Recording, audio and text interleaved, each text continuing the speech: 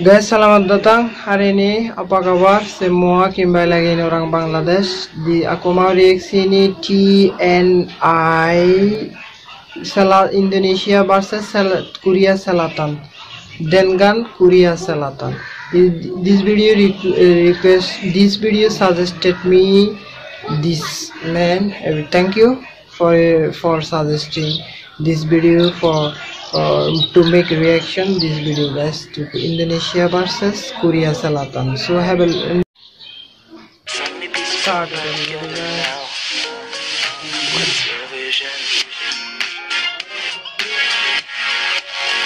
This is TNI Indonesia versus dengan Korea Selatan. TNI. Sebelum kita mulai, dukung kami.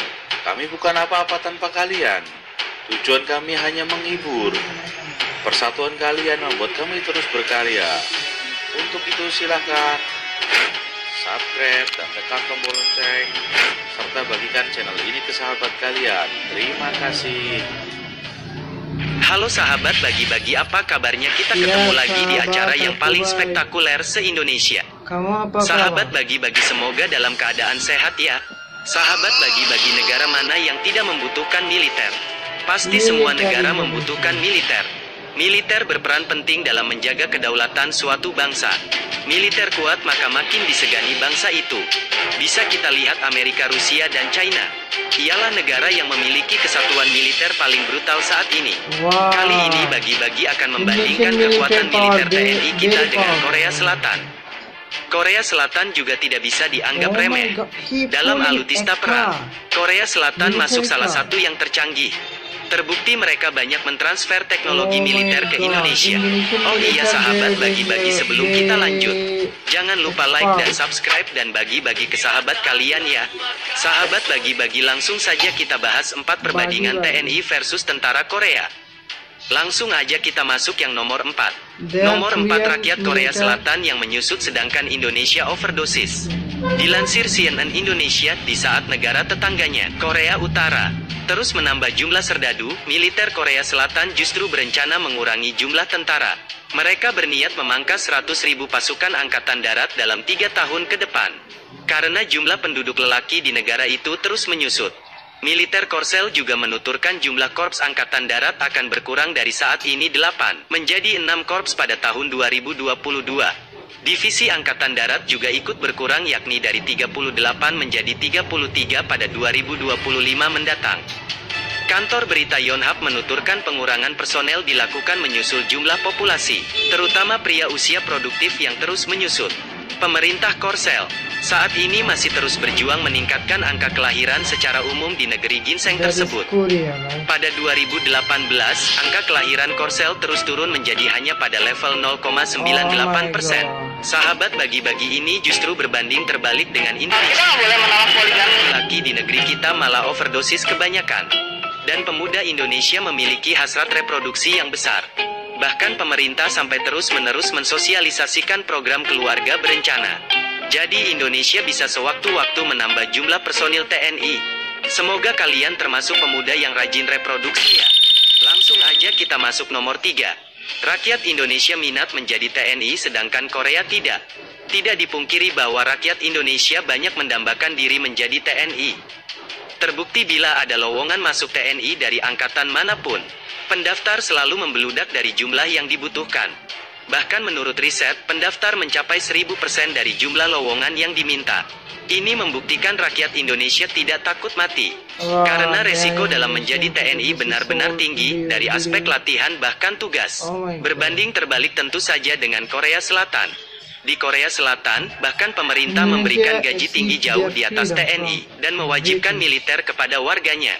Bahkan para bintang K-pop dan aktris Korea banyak yang kena hukuman karena menghindari wajib militer.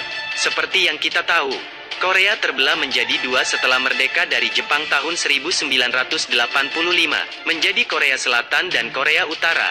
Kedua negara ini selalu berperang sampai tahun 1953 dan belum menemui kesepakatan damai hingga sekarang. Dengan keadaan itu, Korea Selatan mewajibkan rakyatnya ikut wamil. Wajib militer diberlakukan pada usia 19 sampai 35 tahun selama 2 tahun. Tentu dengan keadaan ini, jiwa nasionalisme tentara Korea akan berbeda dengan TNI. Bahkan beberapa tayangan menampilkan saat para tentara Korea ini dihibur para penyanyi K-pop sampai menangis kegirangan. Beda ya dengan sorot mata para TNI kita yang mematikan. Oke, lanjut aja, kita masuk nomor 2. Bentuk fisik tentara yang berbeda. Entah karena itu adalah antara wajib militer atau bukan. Bentuk fisik TNI Indonesia dan tentara Korea yang kita lihat di tayangan menunjukkan perbedaan besar. Bentuk fisik tentara kita sangat sangar seperti mesin tempur. Sedangkan bentuk fisik tentara Korea seperti pekerja kantoran. Bahkan bisa kita lihat di tayangan, tentara Korea ada yang memakai kacamata di usia prima mereka. Berbeda dengan TNI kita, bahkan syarat menjadi TNI pun tidak berkacamata. Kalau secara personal bisa kita lihat sahabat bagi-bagi, TNI kita jauh lebih unggul. Oke, kita masuk nomor yang paling ditunggu-tunggu, yaitu nomor 1. Metode latihan yang berbeda. Seperti yang kita tahu, latihan tempur TNI kita terkenal yang paling sadis di dunia. Bahkan tentara Amerika menyebutnya latihan gila. Jika tidak memiliki mental yang kuat, maka akan menangis atau terkencing-kencing. Dengan metode pelatihan yang dilakukan oleh pasukan elit TNI ini, dalam latihan yang sempat direkam dan diunggah ke YouTube tersebut, ada beberapa orang instruktur yang berdiri di atas menara dan menembaki para prajurit yang sedang berlatih dengan cara tiarap di sebuah lahan berlumpur, tidak tanggung-tanggung. Banyak tembakan yang dilepaskan dengan menggunakan senjata semi-otomatis AK-47 buatan Soviet. Untuk menguji mental dan kesiapan para prajurit elit Pashas ini. Bahkan video tersebut menjadi viral dan ditonton sekaligus diulas berbagai pihak di seluruh dunia. Bahkan tentara Korea yang sudah ikut wamil terpukau. Bahkan sampai membuat tayangan tentara Korea reaksi to TNI. Banyak orang yang menganggap bahwa metode latihan tersebut sangat tidak manusiawi. Namun justru hal inilah yang membuat para prajurit elit Pashas memiliki ketangguhan dari sisi mental dan fisik dibandingkan dengan tentara-tentara dari negara lain. Latihan ini terbukti dengan latihan bersama antara Kopassus dan tentara elit Korea. Pada latihan, pasukan komando Korea Selatan mengundang decak kagum dunia. Pasukan ini berlatih di dalam sungai es yang membeku. Pasukan Batalion 707 tersebut juga melakukan latihan serangan di tengah hawa dingin. Ternyata komando pasukan khusus TNI Angkatan Darat rupanya rutin melakukan latihan dengan pasukan khusus Korea Selatan. Biasanya mereka berlatih bersama di training site 47 Gwangju. Sebuah area latihan untuk latihan anti-teror dengan fasilitas sangat lengkap. Di sini ada sebuah pesawat Boeing 747, kereta api, bus, gedung perkantoran dan bank. Semuanya untuk latihan pembebasan sandera dan pertempuran jarak dekat. TNI merasa perlu mengirimkan prajurit Kopassus berlatih di Korea Selatan. Meski TNI jagoan perang hutan dan berasal dari daerah tropis, pasukan elit ini juga harus mampu bertempur di daerah bersalju dan wilayah ekstrim lainnya. Pada awalnya pasukan Kopassus yang datang sempat kedinginan saat tiba di Korea Selatan. Namun dalam beberapa hari, Kopassus segera bisa menyesuaikan diri karena gemblengan dan fisik yang kuat. Cuaca dingin tak lagi jadi halangan. Bahkan ketika ada latihan fisik berupa lomba lari menuju bukit dengan pasukan Korea, prajurit Kopassus bisa menang dan mencapai puncak lebih dulu. Hal ini membuktikan Kopassus yang tinggi. Kisah ini dimuat dalam buku Kopassus untuk Indonesia yang ditulis Iwan Santosa dan E. Anatanegara, dan diterbitkan oleh R. dan W.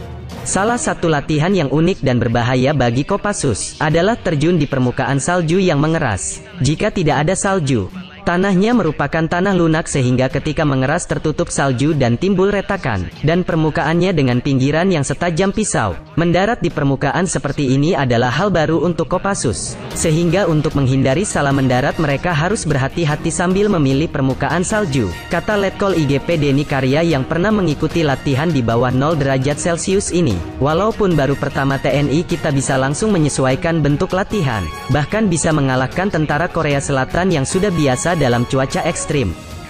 Gimana hebatkan pasukan TNI kita? Sekian pembahasan dari kami. Tujuan kami hanya menghibur dan meningkatkan lagi rasa nasionalisme Indonesia. Tidak ada maksud merendahkan pihak manapun, sebatas bagi informasi dan hiburan. Bila ada kata yang salah kami minta maaf. Wassalam.